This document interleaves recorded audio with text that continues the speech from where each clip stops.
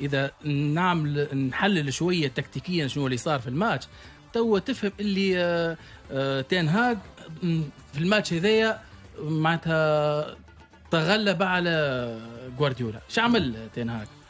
إلا بلوكي لي جوار كلي نتاع مانشستر سيتي. جاء محرز خلى قدامه فريد البرازيلي، وجاء هالاند خلى قدامه معناتها لي دو زاكسيو، واحد منهم ديما قريب لهالاند. وبالنسبه لرودري اللي يساهم في الكونستركسيون ويساهم في بناء الهجمه، خلى قدامه إريكسون وين ما يتحرك يلقى قدامه إريكسون.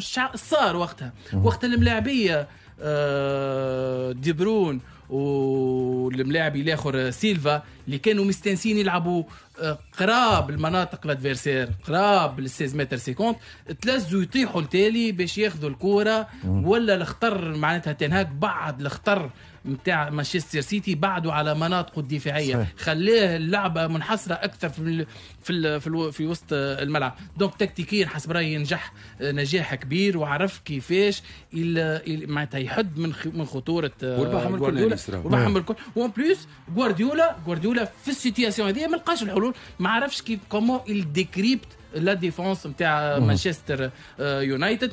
حاجه اخرى مهمه برشا هي التحولات، معناتها لي ترانزيسيون اللي نجح فيهم هذاكم خليوا مانشستر. حتى كان سامحني نقص عليك، حتى كان نتبع معناتها حتى تنهاك، حتى لي زونتريمون نتاعو الكل، وحتى لي زونتريمون اللي هبطوهم بارفوا واللي فيش اللي هبطوه مع اللي معناتها الخدمه نتاعو الكل اللي بازي سور لا ترانزيسيون. الترانزيسيون رابيد.